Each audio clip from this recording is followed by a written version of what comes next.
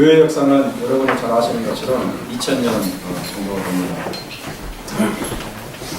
교회가 탄생하고 첫 몇백 년 동안은 성경적인 교회가 이렇게 쭉 유지가 되었는데, 그러다가 기독교가 로마 제국이 국교가 되고 나서부터는 교회의 모습이 조금 왜곡되기 시작했습니다. 교황이 황제의 권력을 능가하면서 교회는 세속적인 권력을 누리기 시작했고 극도로 부패해지기 시작했습니다. 이렇게 해서 중세기 1000년 동안 교회는 성경의 교도에서 엉뚱하게로 벗어났고, 심지어 교황의 권위가 성경의 권위보다 높아지는 참으로 어처구니없는 일이 발생했습니다. 오늘날도 로마 캐톨릭 사람들은 성경의 권위보다 교황의 권위를 더 높이 인정하고 있습니다. 이것은 아주 하나님의 권위를 인정하지 않는 것이라고 볼 수 있습니다. 중세시대의 사제들은 성경을 가르치지 않았습니다. 요즘에는 목사들이 성경을 가르치는데 중세시대는 성경을 가르치지 않았고, 이 평신도들이 성경을 읽으면 그것을 금지했습니다. 또 읽지 못하도록 어려운 라틴어로만 성경을 번역하고, 보통 언어로는 성경을 번역하지 못하게 했습니다. 그래서 복음이 가려지게 되겠죠. 그래서 복음이 무엇인지 깨닫지 못하고 오로지 면죄부 구입이라든지 십자군 전쟁 참여 이런 것들을 통해서 구원받는 줄로 알았어요. 이것이 중세시대에 1000년 동안 오염되었던 잘못된 길로 빠져나갔던 교회의 모습이었습니다. 이런 왜곡된 모습이 깊어지면서 교회 안에서는 계속해서 개혁의 목소리들이 높아졌죠. 성경을 바로 읽고 그 뜻에 순종하고자 하는 사람들이 있었는데, 그래서 많은 사람들에게 깨우치기를 원하는 사람들이 있었는데, 이 사람들은 불행하게 다 죽었습니다. 사형을 당했죠. 조한 후스라든지 사보나롤라, 기롤라모 사보나롤라인데, 이런 사람들, 조한 후스라든지 기롤라모 사보나롤라 이런 사람들이 개혁을 했는데 화형을 당하고 사형을 하고 말았습니다. 그런 와중에 루터가 개혁을 성공하게 됩니다. 이때로부터 교회가 둘로 나누게 되었는데, 1000년 동안이나 탈선해서 잘못된 노선에서 빠져 있었던 로마 캐톨릭이 그대로 남아 있었지만, 성경의 진리를 바로 깨닫고 복음으로 돌아온 루터를 따르는 많은 사람들은 개신교라는 이름으로 빠져나왔습니다. 그래서 그때부터 여러분이 아시는 것처럼 로마 캐톨릭과 프로테스탄트 기독교가 나누게 된 것입니다. 그렇지만 루터의 개혁으로, 그럼 칼빈의 개혁으로, 주빙귤리의 개혁으로 이렇게 마무리된 것이 아닙니다. 당시 개혁자들은 이구동성으로 뭐라고 얘기했냐면요, 지금 개혁된 교회는 앞으로도 계속해서 개혁되어야 한다, 이런 말을 했습니다. 지금 교회가 개혁이 되었지만 이것이 다 끝이라고 생각해서는 안 된다. 앞으로도 계속해서 개혁이 되어야 된다. 라는 말을 했습니다. 그러니까 그 후로도 교회가 조금 잘못된 모습이 있다. 성경에 비추어서. 그러면 그것도 개혁해야 된다는 거죠. 그러면 교회 개혁의 기준이 무엇인가? 다른 것 없습니다. 교회를 탄생시킨 것이 교회 개혁의 기준이 되면, 교회를 탄생시킨 것이 무엇인가? 성경이죠. 하나님의 말씀이죠. 그래서 우리는 오직 성경을 기준으로 해서 지금 교회 모습이 바른 것인지 잘못된 것인지를 점검하고 계속적인 성경적인 모습을 추진해 나가야 됩니다. 그런 교회가 이상적인 교회, 바른 교회, 하나님께서 인정하시는 교회가 됩니다. 무엇이든지 교회를 포함해서 무엇이든지 탄생한 후에는 시간이 흐름에 따라서 변화가 되고 성장이 이루어지게 되겠죠. 이런 측면에서 본다면 탄생 후에 무려 2000년 동안이나 교회는 엄청나게 변화되었고 성장했다고 말할 수가 있습니다. 특별히 숫자적인 측면에서는 엄청나게 변화가 됐죠. 그 당시에는 수천 명에 불과했지만 지금은 한 20억 정도를 추산합니다. 기독교인이. 물론 거기에는 이단도 있겠고 다른 잘못된 복음을 가르치는 데도 있겠지만은 기독교라고 말하는 사람들은 20억 정도로 추산을 합니다. 그러니까 수적으로 어마어마하게 이제 불어난 거죠. 그렇지만 본질에 있어서는 그 반대라고 말할 수가 있습니다. 다시 말하면은 시간이 흐름에 따라서 모든 것이 이렇게 규모가 커지고 숫자적으로 커질 수는 있겠지만 본질에 있어서는 반대라는 거죠. 어떤 것이든지 원래 이상적인 상태가 있기 마련이고 그 이상적인 상태는 시간이 흐르면서 여러 가지 환경의 작용함으로 인해서 많이 변하게 됩니다. 변질되게 됩니다. 퇴보하게 됩니다. 예를 들어 보면은 우리가 매일같이 타고 다니는 자동차가 있잖아요. 구입해서 수년이 흐르게 되면은 원래 온전한 상태가 많이 상하게 됩니다. 물론 튜닝을 해가지고 자동차가 외적으로 멋있어질 수도 있고 또 고속도로를 많이 주행해서 엔진이 더 부드러워질 수도 있겠지만은 이 본질 면에 있어서는 퇴보될 수밖에 없습니다. 엔진의 마모가 진행될 것이고 또 팬티가 벗겨질 것이고 또 시트가 또 때가 탈 것이고 벨트 같은 것들이 느슨해질 것이고 헤드라이트 플라스틱도 이렇게 더러워져서 이 빛이 완전한 상태가 나지 않습니다. 여러 가지 이 자동차가 본질에 있어서 많이 변질되는 것을 우리가 시간이 흐를수록 알 수 있습니다. 이처럼 어떤 것이든지 원래 완전한 상태가 있겠지만 시간이 흐르고 이런저런 환경에 노출됨으로 인해서 온전한 상태로부터 퇴보하게 되는 것입니다. 이것을 과학자들은 엔트로피 증가의 법칙이라는 것으로 설명을 합니다. 시간이 흐르면서 모든 것이 퇴보하게 된다는 거죠. 이 원리가 교회에서도 적용이 됩니다. 그렇다면 원래 온전한 상태로부터 이 퇴보한 교회를 그대로 우리가 받아들이고 그냥 그렇게 인정하면서 만족해야 되는 것일까? 그렇지 않습니다. 우리가 사용하는 컴퓨터도 오래 사용하다 보면 바이러스 먹어가지고 속도도 떨어지고 자꾸 다운되고 그러면은 그냥 그대로 사용하지 않잖아요. 윈도우를 다시 깔든지 고치든지 해가지고 쓰잖아요. 그런 것처럼 우리가 교회의 모습이 성경적인 모습에서 이상한 모습으로 잘못된 모습으로 기울어져 있다면 성경의 모습을 통해서 원래 모습이 무엇인지 깨닫고 그쪽으로 돌아가는 연습을 계속 해야 되는 것입니다. 그러면은 성경에 기록되어 있는 이 처음 교회의 모습은 무엇인가 이것을 우리가 살펴보기를 원합니다. 우리가 읽은 42절부터 47절에 보면 많은 말씀들이 나타나 있는데요. 좀 쉽게 이것을 네 가지 범주로 요약할 수 있는데 날마다 마음을 같이하여 성전에 모이기 힘썼고요. 그 다음에 사도의 가르침을 받았고 그 다음에 교제하며 각 사람의 필요를 따라 나누어 주었고 오로지 기도하기를 힘썼습니다. 이 네 가지 범주가 초대교회의 본질적인 모습입니다. 우리가 추구해야 될 모습이 바로 이것입니다. 이것을 하나하나씩 잠깐 살펴보기로 합니다. 첫째는 마음을 같이 해서 날마다 성전에 모이기 힘썼습니다. 여기에는 예배와 성례가 포함되어 있죠. 이 본문에 보면 떡을 뗐다라는 말이 있습니다. 이건 성례를 말하는 것입니다. 떡을 뗐다. 그리고 하나님을 찬미했다. 이것은 예배를 말하는 것입니다. 교회 예배는 우리가 지금처럼 드리는 이 예배와 그다음에 성례가 함께 모여 있습니다. 여기의 핵심이 뭔가 날마다 모이기를 힘썼다라는 말이죠. 그 당시에는 이 성전에서 모였습니다. 모여서 찬양도 하고 기도도 하고 성례도 했습니다. 교회라는 이름 자체가 무엇이냐면요. 교회는 원래 헬라어로서 하나님의 부르심을 받은 모임이라는 뜻입니다. 하나님의 부르심을 받은 모임. 그러니까 모임이 핵심인 거죠. 복음을 중심으로 모이는 것이 핵심입니다. 모이지 않는다면 교회가 아닙니다. 교회라는 한자는 무슨 뜻입니까? 가르치는 모임이라는 뜻이잖아요. 네, 모임이라는 뜻입니다. 오늘날 불행하게도 무교회주의자들이 있습니다. 나는 무교회주의자다 이렇게 말은 하지 않지만 그렇게 행동하는 사람들이 있습니다.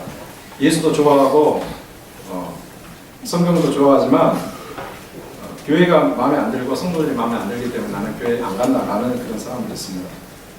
그러나 이 사람들은 참 크리스천이 아닙니다.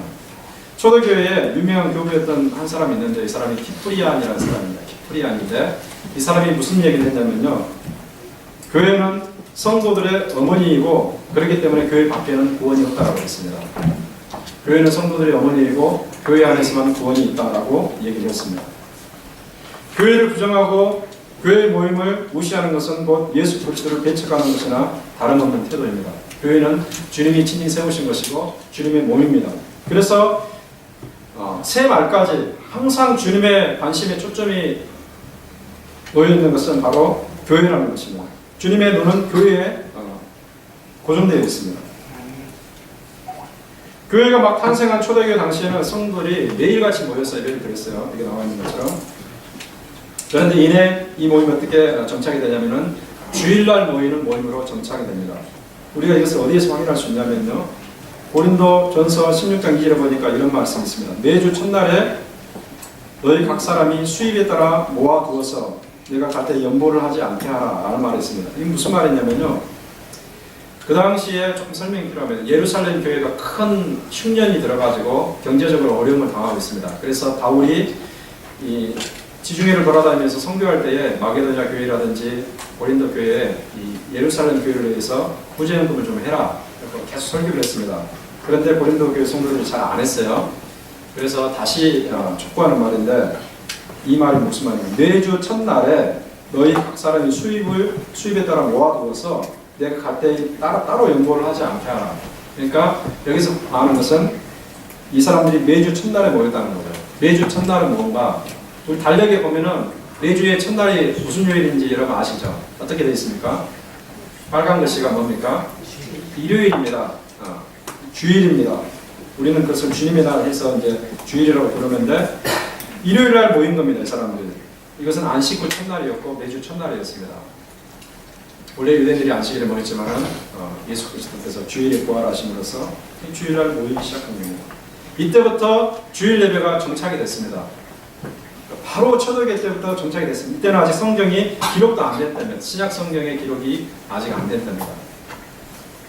이때부터 교회가 주일에 모였다는 것은 이것이 하나님의 뜻이라는 거죠. 그래서 성경에 기록되어 있습니다. 주일날 예배 드리는 것이 하나님의 뜻입니다. 주일날 교회 모여서 예배 드리는 것이 하나님께서 정한 이치입니다. 그런데 오늘날 약간 변절된 모습을 보이는 경우도 있어요. 주일날 예배 드리는 것을 1차적인 것으로 생각하지 않고 2차적인 것으로 생각하는 사람들이 있습니다. 2차적인 것. 사업이나 공부나 가정에 무슨 중요한 일이 있으면 그것을 먼저 하고 교회 예배는 뒷전으로 이렇게 밀려나는 경우가 있습니다. 신앙생활을 해야 된다고 필요성을 느끼고 교회를 다녀야 된다는 필요성을 느낍니다. 그런데 사업에 있어서, 가정에 있어서, 또 내 일에 있어서, 공부에 있어서 어떤 중요한 일이 발생하면 먼저 거기에 신경을 쏟고 먼저 거기에 갑니다. 그리고 예배는 다음 주로 미루게 됩니다. 이것은 교회 예배가 2차적인 것으로 밀려났다는 것을 말하는 것입니다. 교회 예배는 시간이 나면 찾는 차선이 아닙니다. 일이 바쁘면 교회 예배는 뒷전이고 일이 먼저인 것이 성경적인 원리가 아닙니다. 이것은 변질된 모습이에요. 이런 모습이 초대교회 당시에도 개중에 있었어요. 그래서 히브리서 저자가 그런 것을 염두에 두면서 우리에게 경고하는 말씀이 있는데, 우리 한번 같이 읽어보면 좋겠습니다. 시작. 모이기를 때에는 어떤 사람들의 습관과 같이 하지 말고 오직 하나의 하나님의 가까움을 볼수록 더욱 이해하자. 이 주일 성수에 대해서 많은 신학자들의 의견이 있는데, 예외라는 것을 이제 얘기합니다. 어떤 것이든지 예외 없는 법칙은 없다고 그러잖아요. 그런데 예외를 설명할 때 어떻게 설명하냐면은, 지금 수술을 해야 되는 의사, 주일날 예배 시간에 수술을 해야 되는 의사는 예외가 됩니다. 그래서 하나님께서 인정해 주신다는 거죠. 그리고 의사를 도와서 수술에 동참하는 간호사, 그 다음에 지금 빌딩에 불이 나가지고 사람들이 죽어가는데 현장에 출동해야 되는 그런 소방사들, 이런 경우를 예외로 인정을 합니다. 그러나 이런 죽음이 왔다 갔다 하는, 생명이 왔다 갔다 하는 그런 상황이 아니고서는 예외가 인정이 안 된다는 것입니다. 물론 많이 아파가지고 누워있는 사람도 예외가 되겠죠. 이런 경우가 아니면은 주일에 모이는 예배는 예외가 없다는 것입니다. 그래서 히브리서 저자가 모이기를 피하는 어떤 사람들의 습관과 같이 하지 말고 오직 권하여 그날이 가까움을 볼수록, 그날이 언제입니까? 예수 그리스도 재림의 날이죠. 재림의 날이 가까움을 볼수록 더욱 의자라는 것입니다. 주일 예배는 우선적인 것입니다. 우리의 가장 우선순위가 주일 예배에 있어야 됩니다. 우리가 하나님의 자녀라면. 우리가 하나님의 자녀가 아니면 괜찮아요. 우리 예수님을 영접하지 않았으면 괜찮아요. 교회에도 그 구도자가 있거든요. 그걸 영어로 시커스라고 그러는데, 구도자가 있습니다. 구도자들의 경우는 괜찮습니다. 이 사람은 예수님을 아직 영접하지 않았기 때문에, 예수님이 자기의 구세주가 아니기 때문에 괜찮아요. 하나님은 그런 사람들을 상관하지 않습니다. 시간 나면 오고 시간 안 나면 안 와도 됩니다. 이것입니다. 그러다가 나중에 깨닫게 되고 예수님을 영접하게 되겠죠. 그러나 예수님을 영접한 사람들은 예수님이 자기 인생의 주인이 되는 것입니다. 주님이라는 말이 그것이에요. 나의 주인이라는 것이에요.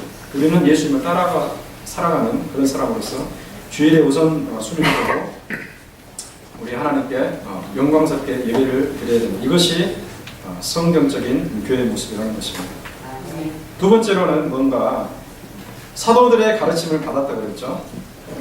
여기 제 원어적으로 보면 무슨 뜻이냐면요. 사도들의 가르침에 자신들을 헌신했다는 말입니다. 사도들의 가르침에 자신들을 지속적으로 헌신했다. 가르침이 있으니까 수동적으로 그냥 배운 정도가 아니라 사도들에게 요청을 한 겁니다. 좀 가르쳐 주십시오. 우리가 사도들을 통해서 배우기를 원합니다. 이 배우는 일에 매일같이 자기를 헌신했다는 거죠. 무엇을 가르쳐달라고 요청했겠습니까, 여러분? 그 당시 사도들은 뭐를 주로 가르쳤겠습니까? 아주 간단한 것입니다. 율법은 아닙니다. 사도들이 가르친 것, 그 다음에 성도들이 요청한 것은 뭐냐? 어떻게 해서 예수가 메시아인가 라는 것을 가르쳤어요. 왜 십자가에 죽고 부활한 그 예수가 메시아인 것을 사람들이 알기를 원했습니다. 그것을 성경적으로 증명받기를 원했고 그걸 배워가지고 세상에 나가서 증거하기를 원했습니다. 이것이 가르침의 핵심이었습니다. 물론 거기에 덧붙여가지고 이제 우리가 예수님을 믿었기 때문에 예수님이 제자로 살려면 어떻게 살아야 됩니까? 하나님의 자녀로서 어떻게 하면 우리가 하나님을 기쁘시게 드릴 수 있겠습니까? 이런 부분을 우리 신경을 쓰고 가르침을 받고 또 가르침을 했다고 우리가 알 수 있습니다. 여기서 나타나는 것은 무슨 비결을 가르치지 않았습니다. 오늘날 교회는요 너무나 많은 것들을 이런 비결을 가르칩니다. 행복의 비결, 잘 사는 비결, 무슨 비결, 잠재 능력을 최대한 발휘하는 비결, 인생을 마음껏 펼치는 비결, 이런 비결을 가르치는 경우가 많은데 그래서 이것을 교회 성장의 어떤 수단으로 삼는 경우가 있고요. 또 교회 성장을 가르치는 경우도 있습니다. 그러나 초대교회는 그런 걸 가르치지 않았다는 거죠. 예수가 왜 메시아인가? 왜 우리가 예수를 믿어야 되는가? 왜 우리가 예수를 믿지 않으면 안 되는가? 과연 사후세계는 있는 것인가? 과연 영적인 세계는 있는 것인가? 과연 예수를 믿지 않으면 어떻게 되는 것인가? 이런 것을 가르쳤다는 거죠. 이것이 신앙의 본질입니다. 신앙의 본질이고 우리가 배워야 될 본질적인 것이에요. 예수님의 제자로서 어떻게 살아야 되는 것인가? 이것을 가르쳤다는 겁니다. 오늘날 많은 교회들이 포커스가 벗어나는 경우가 많이 있습니다. 무슨 아버지 세미나라든지 여러 가지 세미나를 하는데 그것이 본질은 아닙니다. 사이드라고는 말할 수 있지만 본질은 아닙니다. 우리는 본질을 추구해야 돼요. 이러한 가르침을 위해서 사도들이 사용한 것은 무엇인가? 이것은 다름 아닌 성경입니다. 성경을 통해서 성도들을 온전하게 만들어냈습니다. 디모데후서에 이런 말씀이 있어요. 모든 성경은 하나님의 사람으로 온전하게 하며 모든 선한 일을 행할 능력을 갖추게 하려 함이라고 되어 있습니다. 사도들이 성경을 가르치는 데 사용한 도구가 성경인데 성경이 어떤 역할을 하는가? 우리가 이것을 잘 알아야 됩니다. 성경은요 하나님의 사람으로 온전하게 한다고 그랬어요. 온전하게 한다. 온전하게 한다는 것은요 온전하게 한다는 그런 단어가 무슨 뜻이냐면 이런 뜻입니다. 그 당시에 어부들이 많았잖아요. 어부들이 바다에 나가서 그물을 던져가지고 고기를 잡는데 오랫동안 이렇게 사용하다 보면은 그물이 이렇게 찢기기도 하고 그물이 닳기도 하고 그물이 뜯어지기도 하겠죠. 그럼 다시 다음에 가서 고기를 잘 잡기 위해서는 그물을 수선해야 되겠죠. 수선. 완전히 수선된 상태를 가리켜서 온전하다고 얘기를 했습니다. 지금 여기 사용된 단어가 그런 단어입니다. 즉 성경은 뭔가 우리 인간이 여러 가지 죄로 인해서 또 자기의 악함으로 인해서 또 세상의 여러 가지 환경으로 인해서 하나님의 말씀에 빗나가고 여러 가지 찢기고 뜯기고 그렇게 되어 있는데 이런 부분을 수선해가지고 온전한 사람으로 하나님께서 쓰시기에 온전한 사람, 하나님께서 복주기에 온전한 사람, 하나님을 기쁘시게 되고 온전한 사람으로 만들어 간다는 거죠. 성경이 바로 그런 것입니다. 만약에 여러분들이 여러분 자신에 대해서 영적으로 만족함이 없다. 나는 왜 이럴까? 나는 왜 하나님 앞에 이렇게 기쁨이 되지 못할까? 만약에 그런 어떤 깨달음이 있다면 이러면 성경으로 돌아가야 돼요. 그리고 사도의 가르침을 청해야 됩니다. 오늘날의 사도의 가르침은 뭔가 더 이상 사도는 존재하지 않고 사도들의 터 위에서 가르침의 직분을 행하고 있는 목사들입니다. 에베소서에서 이런 얘기를 하는데요. 그가 어떤 사람은 목사와 교사로 삼으셨으니 이런 성도를 온전하게 하기 위함이라고 되어 있습니다. 여기서도 온전하다는 말이 나와 있어요. 성경을 통해서 온전해지고 목사가 성경을 가르침으로써 성도가 온전해지는 것입니다. 정말 이것은 중요한 것입니다. 다른 내용이 마땅하지 않습니다. 신약 성경에 보면 성도를 온전하게 하는 두 가지 수단이 바로 성경과 목사라는 것밖에 나오고 있지 않습니다. 그래서 목사는 성경을 가르침으로써 가장 중요한 목적이 뭔가 성도를 온전하게 세우는 것을 목적으로 삼아야 돼요. 다른 것이 아닙니다. 성도에게 진리를 가르침으로써 성도를 온전하게 세우는 것을 가장 중요한 직무로 알고 그것을 수행해야 됩니다. 목사는 하나님의 성도를 진리의 길로 인도하도록 하나님께서 위임하신 지도자가 됩니다. 그래서 말씀을 잘 가르치려고, 진리를 잘 가르치려고, 그리고 진리대로 행하게 하려고 그렇게 살아가는 것이 그렇게 가르치는 것입니다. 제가 하는 것 중에 하나가 예배의 설교뿐만 아니라 여러분에게 이 주보를 통해서 내주는 주간 성경 공부도 있습니다. 그런데 저는 참 많은 분들이 하지 않고 있는 것을 보면서 좀 답답할 때도 많았습니다. 여러분들이 목사님을 통해서 신앙생활을 이렇게 인도왔잖아요. 그러면은 목사님을 통해서 여러분 최대한 신앙의 성숙이 이루어져야 됩니다. 이런 말을 많이 하는 사람들이 있습니다. 한 교회 성도는 목사의 신앙만큼 잘할 수 있다고 말합니다. 목사의 신앙만큼 잘할 수 있다. 그런데 전제가 있습니다. 무조건 그렇게 되는 것이 아닙니다. 목사의 신앙만큼 잘할 수 있는데 전제가 무엇인가? 목사님을 최대한 이용해야 됩니다. 무슨 말인가? 제가 설교하는 것 이것뿐만 아니라 주간 성경 공부를 내주면은 여러분들이 그것을 따라하고, 그 다음에 웹사이트에 큐티를 올리면 그것을 여러분들이 계속 읽으면서 큐티 생활을 하고, 작년 10월에 우리가 웹사이트가 오픈되었는데 벌써 170회가 넘었습니다. 큐티가 올라온 것이. 그래서 여러분들이 그런 것들을 하고 자꾸 목사를 이용해야 됩니다. 어떤 분은 저희 책을 빌려달라고 하는 사람도 있고, 기도해달라고 하는 사람도 있고, 어떤 면으로든지 여러분들이 목사를 통해서 하나님의 진리를 잘 배우고 깨닫고 성장해 가는 그런 노력을 해야지 그만큼의 수준으로 올라온다는 거죠. 전제가 그것입니다. 저는 나아가서 9월부터 제자 훈련을 하려고 합니다. 제가 몇 번 광고를 했고 주거에 계속 광고가 나가고 있습니다. 그리고 제가 8월 첫째 주에는 제자 훈련을 위한 준비 모임을 하려고 합니다. 이 부분을 왜 제가 강조하는 것인가?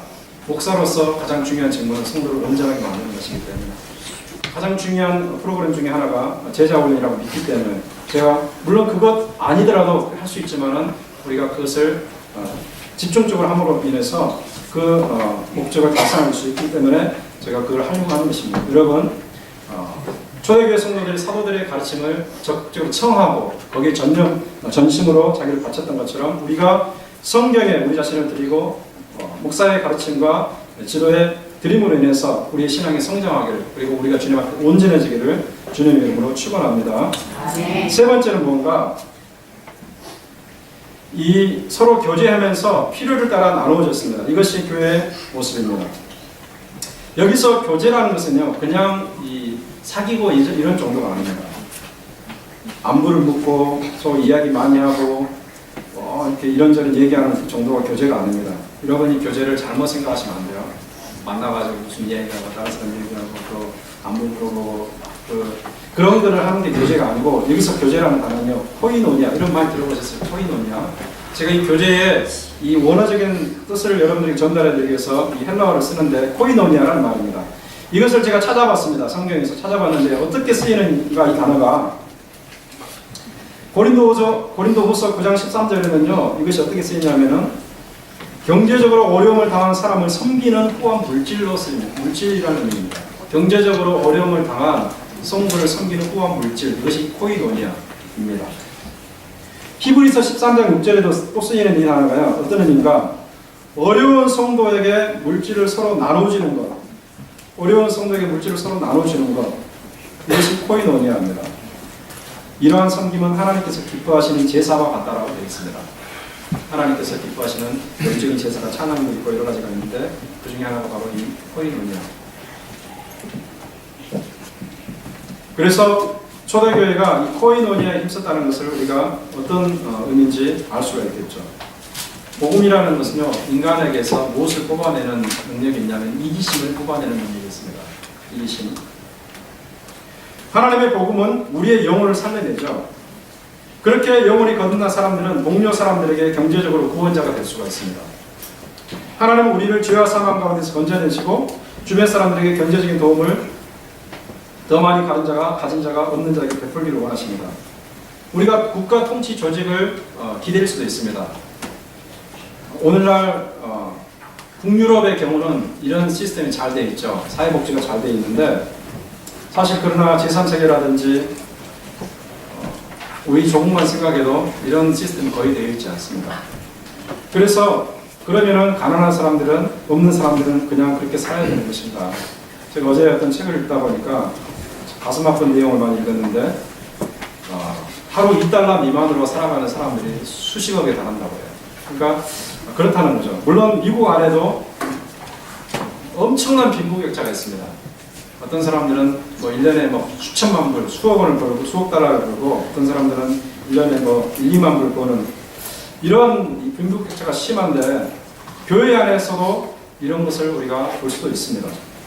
그러나 이 초대교회의 경우는 교제하고 서로 필요를 따라 자기 소유를 나눠줬다고 했잖아요.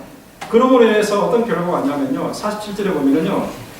칭송을 받았다고 했습니다. 칭송을. 누구에게? 온 백성에게. 온 백성이라는 것은 예수를 믿지 않는 유대인들을 말합니다. 유대인들이 보니까 예수 믿는 기독교인들은 서로 도와주고 이타심을 발휘해서 연약한 자를 세워주거든요. 그러니까 그 사람들이 이 기독교인들을 칭찬하지 않을 수가 없습니다. 물론 유대 종교 지도자들은 박해했죠. 너희를 복음전하지 말아라. 너희를 말하지 말아라. 그런데 다른 사람들은 이 기독교의 모습을 보면서 칭찬했다는 거죠. 복음이 도대체 어떤 능력이 있길래 인간이 자기 중심적이 아닌 주변의 어려운 사람들을 돕는 그런 모습으로 나타나는가? 이런 의문과 호기심을 가지고 교회를 바라보면서 교회 안에 발을 들여놓은 사람들도 있었어요. 제가 개인적인 어떤 경험을 잠깐 얘기하는데 제 이야기가 아니고 제가 이제 청년 때 다녔던 교회 이야기입니다. 그 교회는 완전히 지하에 있었어요. 그런데 성도님들이 한 20명 정도, 30명 정도 됐습니다. 굉장히 가족적인 제 일생에서 가장 그 인상이 깊은 너무 좋은 교회였는데 제가 무슨 얘기를 하려고 하냐면은 제가 이제 그 당시 청년에 속했거든요. 청년들은 저를 포함해서 그 다음에 목사님의 사돈 청년 한 명, 그 다음에 동대문 시장에서 단출하는 청년 한 명, 그 다음에 청년회를 지도하는 집사님의 처제 한 명, 이렇게 4명이 청년부였는데 그 청년회를 지도하는 그 집사님의 얘기를 하려고 하는 것입니다. 이 집사님이 30대 초반이었어요. 아주 젊은 분인데 그냥 조그만 출판사에서 차장이라는 월급도 그렇게 많지 않았습니다. 그 당시 한 120만 원 정도 받은 걸로 우리가 알고 있는데 이분이 정말 초대교회 성도들처럼 살았다는 것을 제가 말씀드리려고 하는 것입니다. 이분이 그냥 평범한 서민인데 교회에서 어떻게 신앙생활을 하는가 정말 자기를 하나님께 100% 드리는 것 뿐만 아니라 주변 사람들을 자기가 도울 수 있는 최대한 도왔어요. 특별히 청년들을 많이 도와줬습니다. 그래서 제가 이제 하나님의 은혜로 많이 전도해서 청년들이 왔는데 그 청년들을 다 일일이 도와주는 거예요. 이 모양, 저 모양으로 돕고 또 성도님들이 교회에 잘 정착할 수 있도록 자기 집에 자기 집을 거의 매주마다 오픈했어요. 정말 이해가 안 되거든요. 거의 매주마다 오픈해가지고 성도들을 섬겼습니다. 자, 그렇게 해가지고 교회가 정말 이 천국 같은 모습을 우리가 경험했고 많은 불신자들이 교회를 들어오게 되었습니다. 초대교회 모습과 이런 흡사하지 않습니까? 하나님께서는 사람마다 물질을 다르게 주셨죠. 어떤 사람은 아무리 노력해도 부자가 될 수 없는 사람이 있어요. 또 어떤 사람은 기회와 여러 가지 좋은 여건을 만나서 부자가 쉽게 될 수 있는 사람도 있습니다. 또 좋은 집안에 태어나서 좋은 머리를 가지고 태어나서 좋은 대학을 가서 좋은 직장에 가서 그렇게 편안하게 사는 사람도 있습니다. 그런데 하나님께서는 바로 그런 사람들이 좀 더 못한 사람들을 돕기를 원하신다는 거죠. 구약의 율법에 보면요. 여러분이 시간 되시면 찾아보세요. 나중에 레위기 19장에 보면 이런 율법이 있습니다. 그 당시엔 농경사회였죠. 농업을 중심으로 하는 사회입니다. 그래서 가을에 이제 수확을 하잖아요. 초여름과 가을에 수확을 2번 하는데 그 작물에 따라서 어떤 율법이 주어져 있냐면은 수확을 할 때에 이건 하나님의 명령입니다. 너의 밭에 있는 수확을 할 때에 수확을 하다가 오소리에 있는 곡식은 남겨두라고 했습니다. 남겨두라는 거예요. 그걸 다 거두지 말라는 겁니다. 그리고 수확을 하다 보면 떨어지는 것들이 있습니다. 이렇게 이삭으로 떨어지는 것들이 있습니다. 그 떨어진 이삭도 줍지 말라고 했습니다. 왜 그러한가? 이유가 있습니다. 가난한 사람들이 있는데 그 사람은 밭이 없고 먹을 것이 없습니다. 그럼 굶어 죽어야 되는 거야. 하나님께서 그 사람들을 위해서 모서리를 남겨두라는 겁니다. 다 수확하지 말고 그 사람들이 걷어갈 것이다. 도둑질이 아닙니다. 법입니다. 법. 이삭이 떨어진 이삭을 죽게 하는 겁니다. 이게 도둑질이 아니고 법입니다. 그 실예가 케이스가 어디에서 나타납니까 여러분? 룻기에 보면은 나오죠. 룻이 자기 시어머니와 더불어서 모압에서 돌아왔는데 먹을 것이 없는 거예요. 그래서 나오미의 친척 집에 가서 이삭 죽기를 하잖아요. 그래서 먹고 살았어요. 그 도둑질이 아닙니다. 하나님께서 정한 율법입니다. 그러니까 이것은 뭘 말합니까? 오늘날 농사는 안 짓죠. 많은 사람들이. 우리는 직장생활하고 사업을 하고 이런 식인데 이것은 뭔가 하나님의 백성들은 서로 나눔에 있어서 자기 것을 어려운 사람에게 줄 수 있는 그런 마음이 있어야 된다는 거죠. 그런 사람들은 하나님께서 그런 방법으로 모이신다는 것을 하나님께서 깨우쳐 주시는 것입니다. 우리는 서로 섬기는 일을 얼마나 기쁨으로 감당하고 있는가 생각해 볼 필요가 있겠어요. 인간은 누구나 다 개인적입니다. 개인주의가 팽배해 있어요. 나만 편하고 나만 잘 살면 다른 사람의 필요에는 관심이 없는 경우가 대부분입니다. 그러나 교회는 가치관을 다른 가치관으로 잡아야 됩니다. 교회 가치관은 거꾸로 된 가치관입니다. 성경의 가치관은 거꾸로 된 가치관입니다. 무엇과 세상의 가치관입니다. 그래서 우리가 하나님의 말씀에 신경을 써야 됩니다. 자꾸 도와줘야 됩니다. 영적으로 상담할 수 있는 사람 영적으로 상담을 해주고, 가르칠 수 있는 사람 가르쳐주고, 중보기도 할 수 있는 사람 중보기도 해주고, 물질적으로 도울 수 있는 사람 물질적으로 도와주고, 무거운 짐을 서로 나눠서 져야 됩니다. 바로 이와 같은 모습이 미래의 천국을 시연해주는, 미리 보여주는 모습이라고 말할 수가 있어요.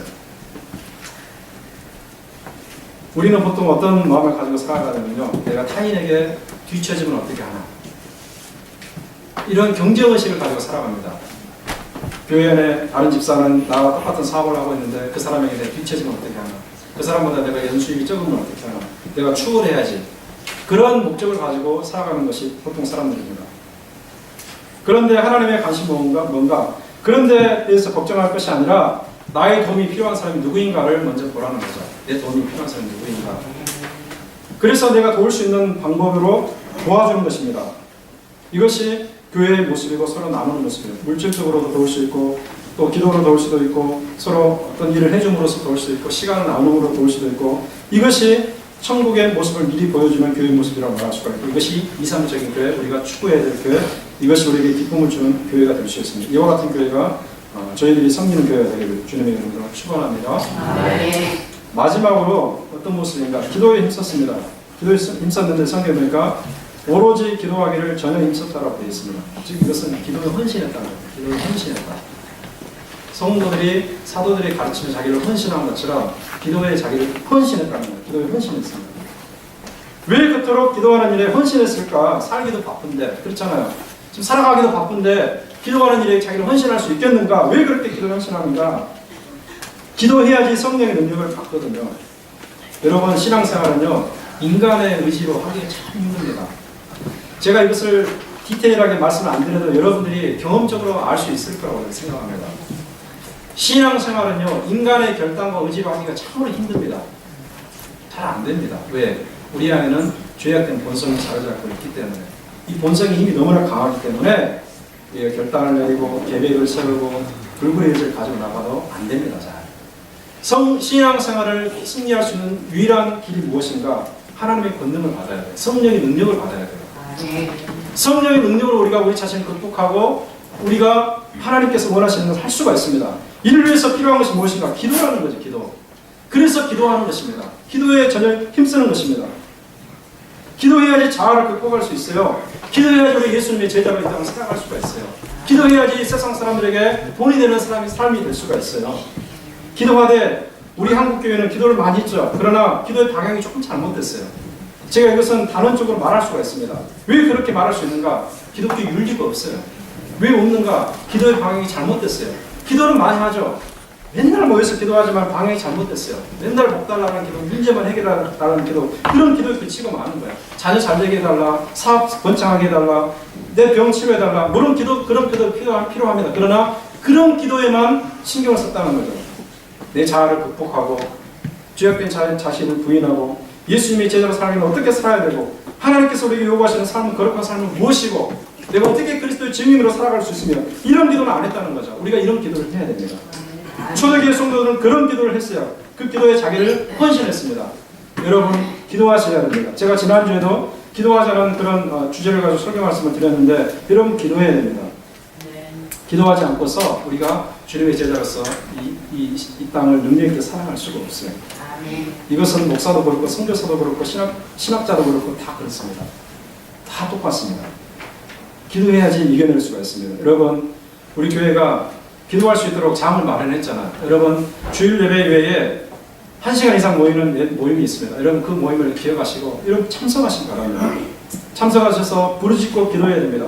새벽에는 제가 보니까 잘 부르짖고 기도를 안 해요. 우리 교회 습관이 그런 것인지 저는 원래 어떤 스타일이냐면은 제 스타일을 제가 여러분에게 말씀드리는 건 아니고 제가 그런 데서 신앙생활 했기 때문에 막 부르짖고 기도하는 데서 신앙생활 했어요. 새벽 기도도 막 그렇게 기도했었어요. 그런데 제가 장로교회 목사가 되고 이렇게 여러 교회를 섬기다 보니까 다 분위기가 그래요.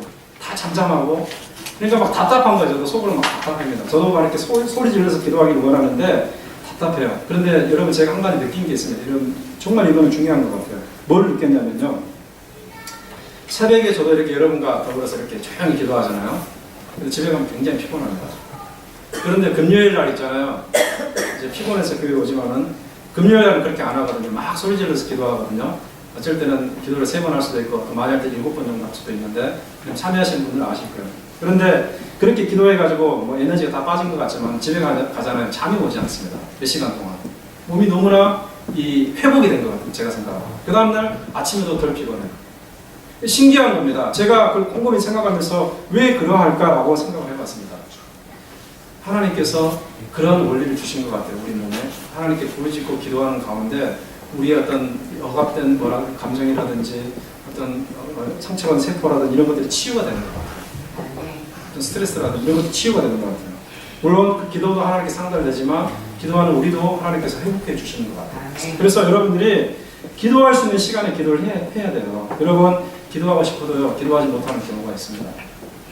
중국의 지하교회라든지 심지어 북한의 지하교회는요. 찬송하고 싶어도 찬송하지 못하고 기도하고 싶어도 기도하지 못합니다. 숨어서 성경 찢어진 거 같이 읽고 어떤 사람들은 성경을 가지고 가지도 못하니까 그걸 암기해가지고 가서 같이 나눈다고 그래요.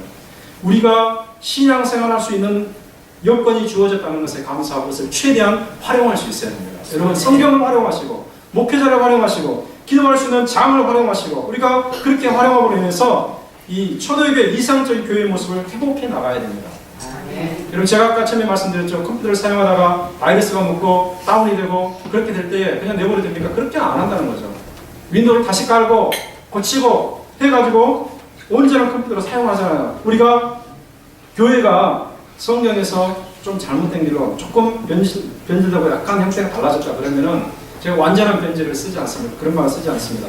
성경이 있기 때문에 그렇게 되지 않습니다. 그러나 약간씩 풀어져 있고 약간씩 교정하고 수정하고 고쳐야 될 부분이 있습니다. 그것을 우리가 발견했다면 다시 원래의 자리로 돌아가고 있습니다. 노력을 해야 됩니다. 우리에게 하나님께서 그런 마음을 주시기를 원합니다.